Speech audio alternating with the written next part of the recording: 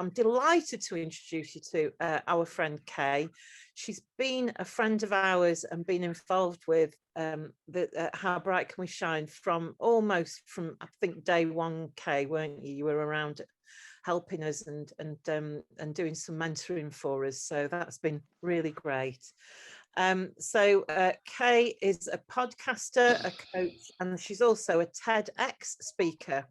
And she's worked for some of the world's most renowned organizations and institutions, like John Hopkins, Kennedy. Is it Krieger or Krieger Institute?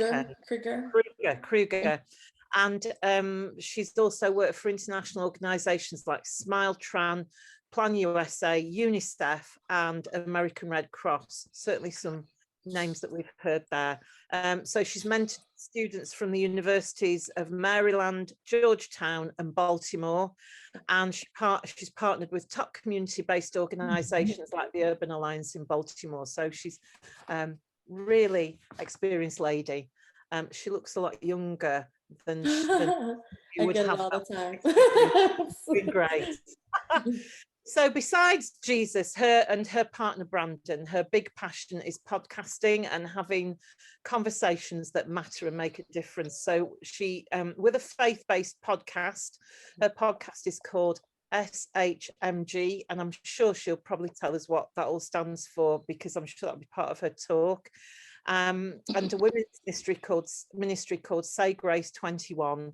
She's excited to use her experience and education to edify women of faith to follow Christ boldly into the marketplace. Kay Milligan, it's brilliant to have you on here. Over to you. Thank you so much. Hi, ladies. I am super thankful to be here. I met Jane and Karen. I want to say it's been going on close to 2 years, I feel like. Yeah. And it was kind of like at the beginning stages of How Bright You Can Shine, which was super exciting just to see how it's just evolved over that time and just to see you ladies on the screen. So I'm just super thankful to be here and to share my story and to hopefully just inspire and motivate and cultivate maybe some ideas that you guys are having in this season. So like Jane said, I am a first generation entrepreneur. I am the first university graduate in my family. If you would have asked me if I would have been the first, I would have laughed at you. That was not the path that I thought that I was going to take. But I'm super thankful. Very early on, I had a passion for helping people. I got my degree in child psych and worked at one of the world renowned hospitals, Johns Hopkins University in Baltimore. I did that for about 3 years. And then I recognized that I had a passion for speaking. I noticed it when I was speaking to a lot of the parents in the waiting room with their children, and how I just had an ease to be able to converse with them and to allow them just to be able to have that peace in that moment. So I really felt like I was called to do something a little bit more. So I started applying to do work for a lot of nonprofit organizations. I started off with the American Red Cross. And then I very quickly began to do a lot of traveling with Doctors Without Borders, SmileTran, UNICEF, really helping them out with, major disaster campaigns, any type of need on the ground. I would go into different cities throughout the US as well as in Canada and just train up people to be able to go out in the field and educate them on that specific organization. And I did that, I want to say, for about 7 years. And then I really felt that God was calling me into ministry, but I didn't really know what it was because my family was not a ministry family. So I didn't really knowing like, oh, okay, God's calling me into ministry. I have no idea what that means. I need to find a church home ASAP, because during the time I had been working, I had been streaming church for almost 7 years. So it was a really long time. So I knew that in order for me to really lay hold of what God was saying for me in that season, I really needed to plant myself somewhere to be able to receive. So I remember God telling me that it was time for me to resign and to go independent.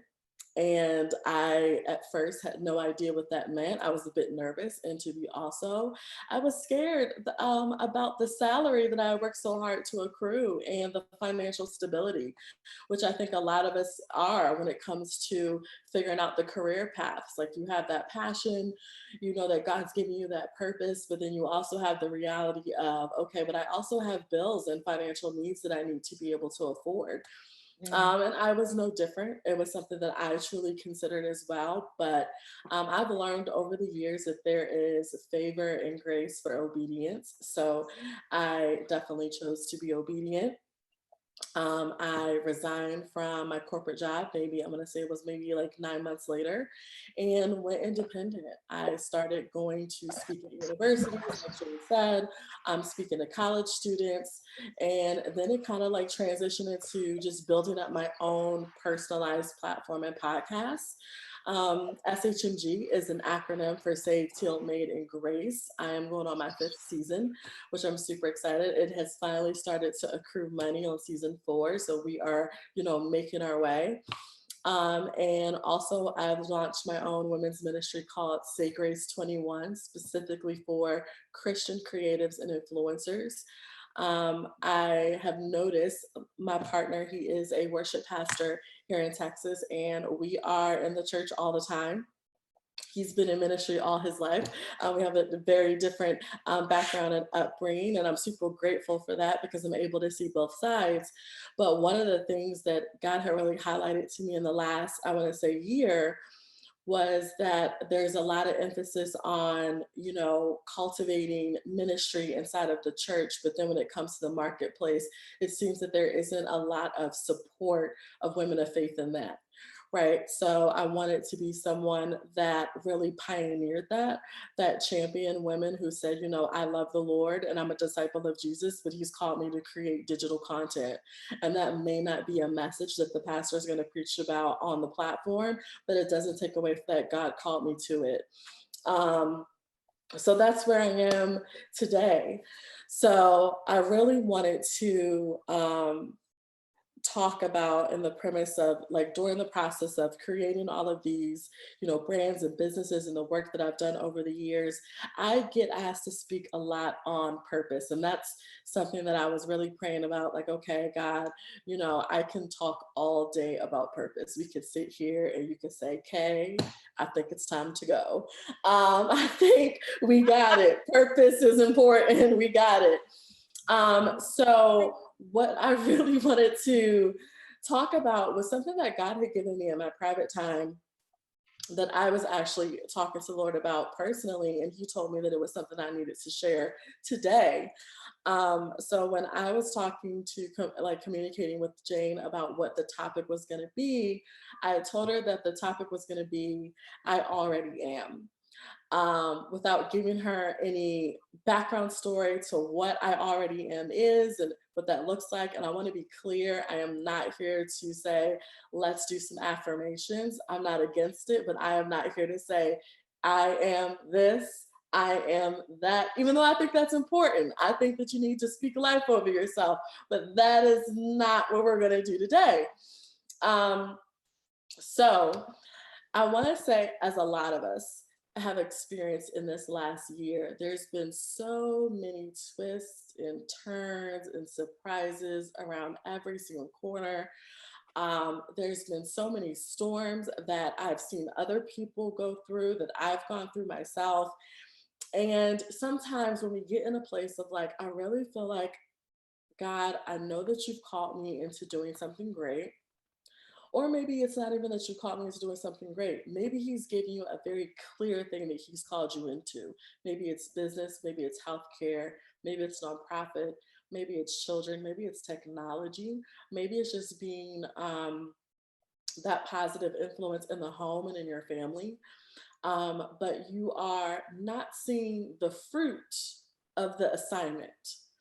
You're not seeing like the ease of that process, knowing that I really feel that I'm called to do this.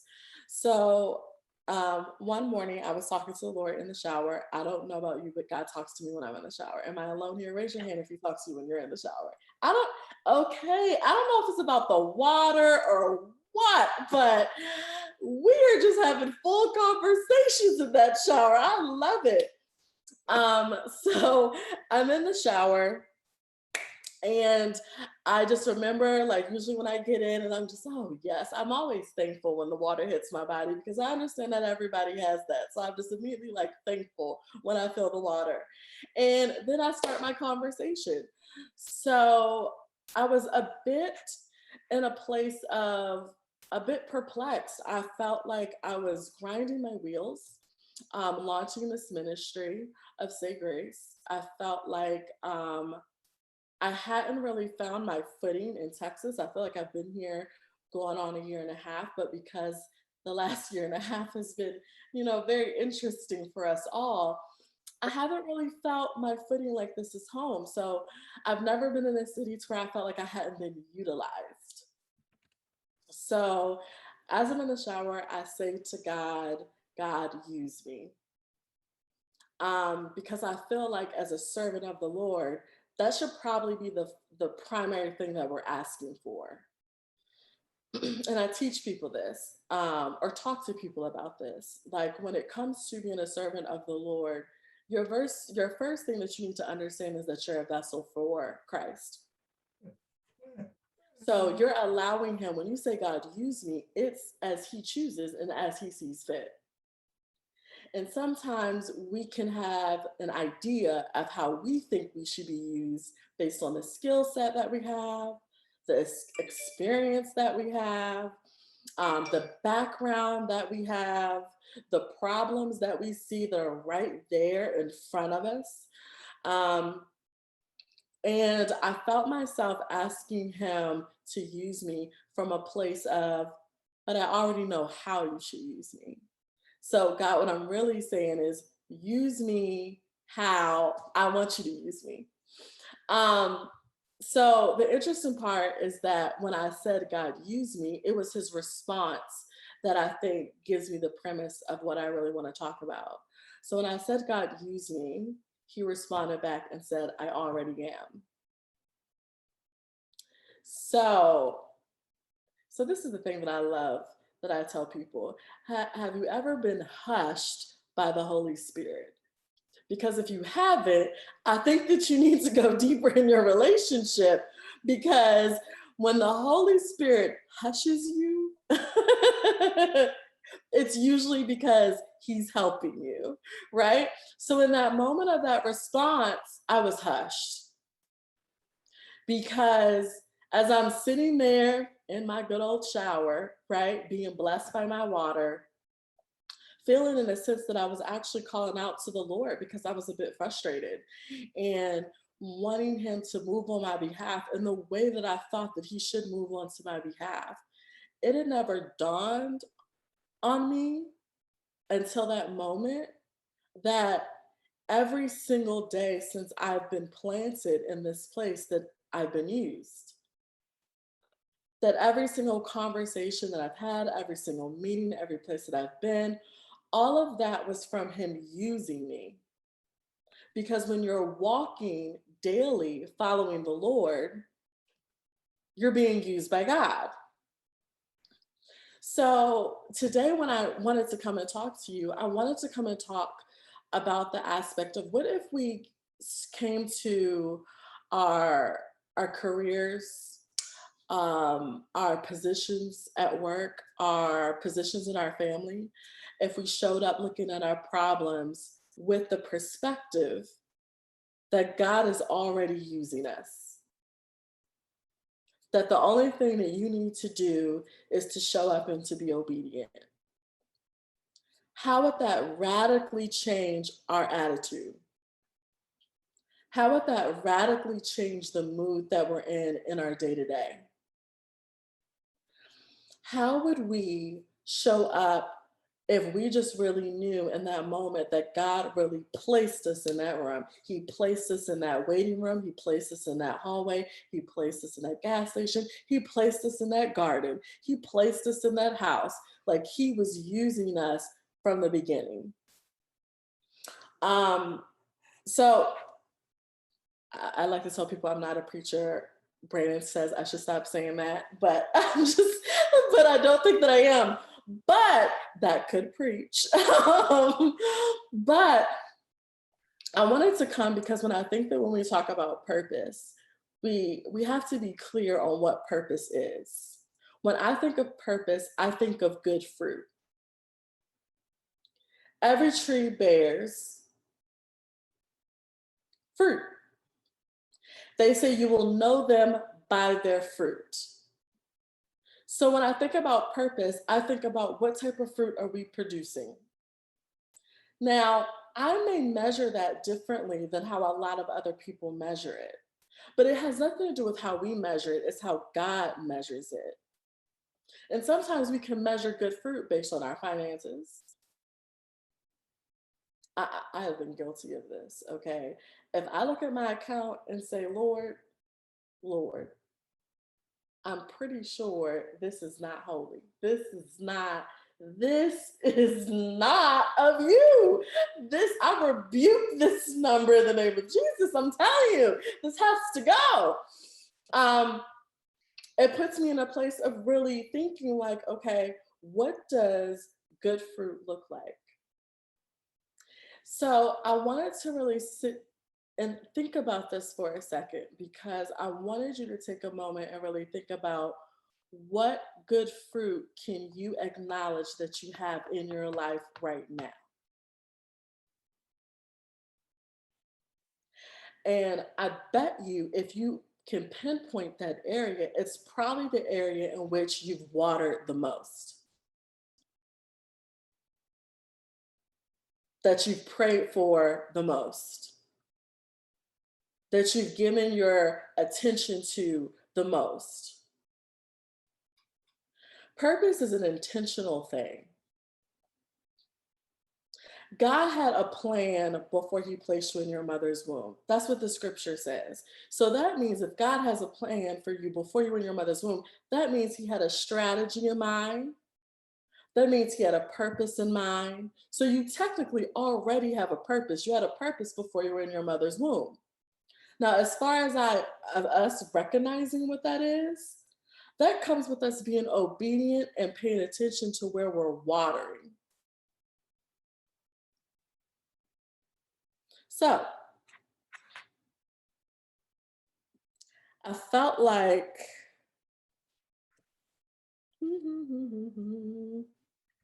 that I wanted to open this up a little bit for dialogue.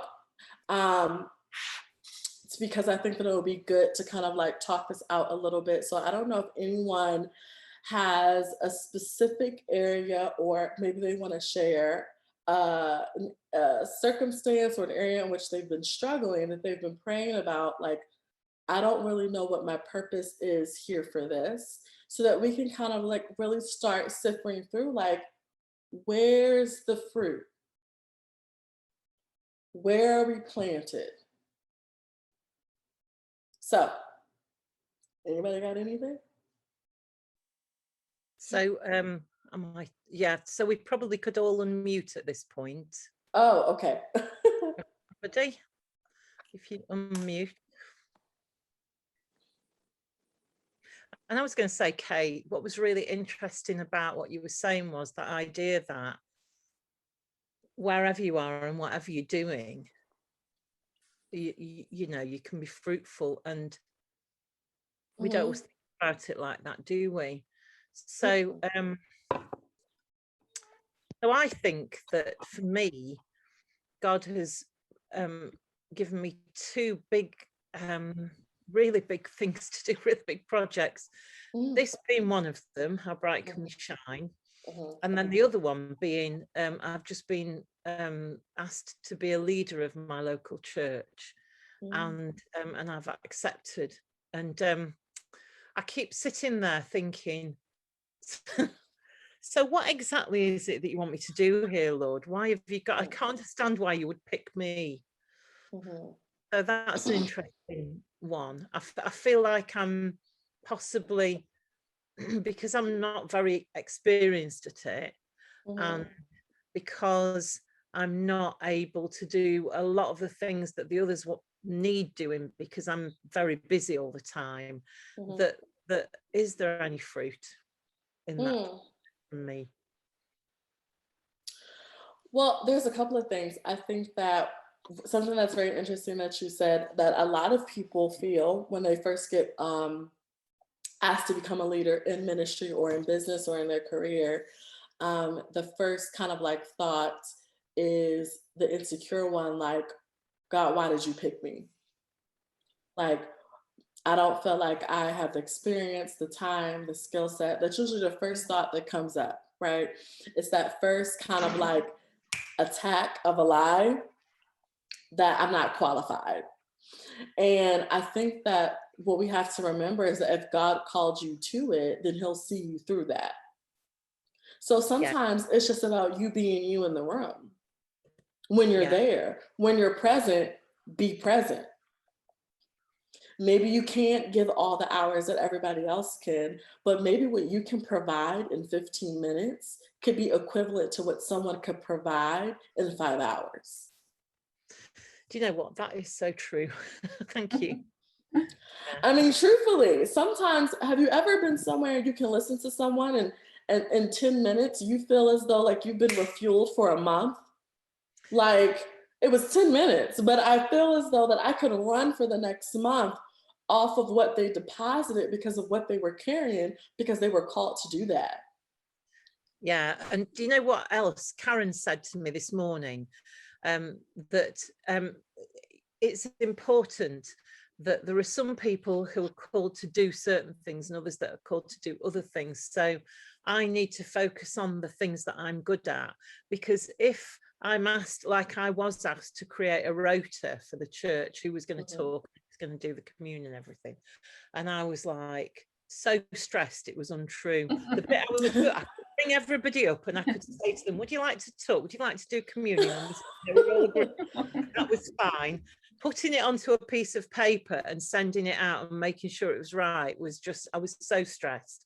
And so so part of that was a thing I'm good at, the communicating, and part of it was a thing I'm not good at, which is the admin side of things. And there's also, when there's a process, sometimes you can feel a little bit of that pressure. And the pressure isn't for you to kind of like retreat or to feel as though this isn't where I'm supposed to be. Sometimes it's just the crushing of the grapes for the wine. You know, sometimes that you just have to, you know, be obedient to the yes. If God calls you to it, just say yes. And just ask him to give you the grace through that. Right? And just be like, Lord, this is going to be some good wine. That's the fruit. The wine that you are going to give for these people to celebrate must be good, because the crushing is a bit uncomfortable, you know? So that I'm reminded that in a sense, when we look then at how bright can we shine, and we look at the different volunteering opportunities that we offer out, and Karen made a list this week of all the different sorts of things that we need help with, which we'll be kind of putting out on the site soon, and also to other volunteering websites and stuff. It reminds me that there are people who've got different skills, that we need people with different skills to do different things. And so everybody's got something to bring, haven't they? Mm-hmm. Especially when I feel, oh no, go ahead. I was going to say, I had something funny happen to me today. Basically, I work from home, you won't know Kay, but I work from home running a charity called Challenge Ministry Swaziland. And I came into it, my background was events organising in a fundraising team, not being the sole fundraiser. But at the time we wanted to do a choir tour and the skill set fit that perfectly, blah, blah. Wind on 2 years, COVID hits, my health hits, and I'm basically stuck in this little office here being the sole fundraiser, and no events are happening, and it's not my bag at all. So part of this fundraising means we're getting to the point, because we can't easily go out to churches or exhibitions, I've got to start cold calling pastors in churches to see if we can get to talk to them about our thing. I never signed up for sales. I never signed up for this cold calling. That's awesome. And I put it off and I put it off and I put it off. So I cheated. A week or two ago, I kind of sent out I got hold of Elim list of churches and went 10 churches away from, 10 miles away from where I live. Sent an email explaining our charity and sent it out there. A few people opened them, no response at all. I'm just saying, could we possibly talk further about this? So today was the day I decided, right, okay, I need to do that, pick up the phone. I was dreading it, absolutely dreading it. And thankfully, first three I called just went to answer machine. So I managed to blurt out a message on the answer machine. I could put it on my contacts, leads, done, move on. And then, oh dear, lo and behold, this other guy answered the phone. And I had to then go in, shaking, blurting out who I was. And of course, my name, Juanita Hughes, Challenge Ministry Swaziland. I mean, it all comes out as a and they don't know what you're talking about. And that sets me off. But anyway, and I said, look, I'm very sorry, I'm not very good at this cold calling thing. And I explained to him what I just said to you. And he said, oh, bless you, don't be worried at all. And he was so lovely. And he was saying, I'm afraid I don't think our church is going to be the sort of church that we would be able to do much. But he said, let me just pray for you and pray that God brings you the right people to talk to. And so at the end of the phone call, he's praying with me and I'm in tears. I couldn't even speak. So the call was really for you. God wanted to bless you. So yeah. It was so funny. I just can't believe it. I think that's so amazing. I love hearing that types of stories because I think that just shows up how funny God moves to where really he's just like, if you just pick up the phone, I'm gonna bless you in the call. Yeah. Like it's not even about how well you do this call, but I have a gift for you on the other side because I know that that's what you need, right? So sometimes it's about just showing up and just allowing God, be like, God, I just really need you to show up on this call, like help me through, and he's gonna bless you in that. And that's usually when you see, because that was fruit. Yeah. Like the fact that you got that prayer and that blessing is God saying, only thing you have to do is just keep being obedient and I'll bless you and give you everything that you need. Yeah. Like there's purpose in that. There's good fruit in that. So it's all about being obedient. Remember that you're the vessel. And the other thing is just being honest. I know for me, when I have conversations with people in this last year, one of the biggest things is them being honest about what you just said. How I've had to pivot my business and my lifestyle is not what I signed up to do, right? It's not what I thought it was going to be. Had I known that we were going to go through this, I probably would have stayed doing X, Y, and Z. It has been the theme that I've heard in the last 6 months. I've even said it. Like I tell people, like, had I known, I would have made different decisions and choices. But the thing about being able to pivot, it also allows you to sit down and really give a different perspective and to be honest about what it is that you need. So when you were talking, the thing that God was saying was like, pray for the relationships that you need to complete the assignment. Yeah. It's not the fact that the assignment will not be completed. It's not the fact that you're not called to it. You just need to be able to have the right people in position for the assignment and the purpose that God gave you. So pray for the right relationships to show up, to alleviate. You understand? So yeah. So that's good. Yeah. That's really good. Anything else? Anyone else want to share? Or are we all good? So I definitely just want to leave you with this today is that I think really remembering what I said about the response that God had given me when I asked him to use me, and he said, I already am. So I would love for you just to walk in that he already is using you, that he already has called you, he already has prepared you. You have everything you need to complete the assignment that he's given you already in your hands. The only thing that you need to do is obey his word and open up your mouth and ask for what you need. Hope that has helped. I hope that gets you through the week, the month, the rest of the summer, and, the second half of 2021. It's been a pleasure. I appreciate you guys so much for having me. Thank you so much, Kay. Thank you. Thank you. Of course. I believe that you're going to share, Jane, all of the links, because I have the website, my podcast, so you guys can have all of that stuff to find me, to listen. Season 5 of the podcast starts back up on the 22nd of this month. I'm super excited. We have some amazing guests. I have Marianne George from Maverick City and a couple of other special guests that are joining the podcast this season. So definitely, if you have time, definitely stream that. And you can find me on my website too if you have any other questions or just want to chat. Okay? Are you disappearing off now, Kay, or have we got time for a quick Q&A? Yeah, I can do a Q&A. Thank you. So what questions has everybody got for Kay? I have a question. Is it you, I Londi? understand. Yes, it is. Hi, everyone. Hi, Londiwe. I just wanted to ask, when in regards to your purpose, how do you deal when you feel as if the purpose is becoming a burden? I don't know if you understand. Say it one more time for me.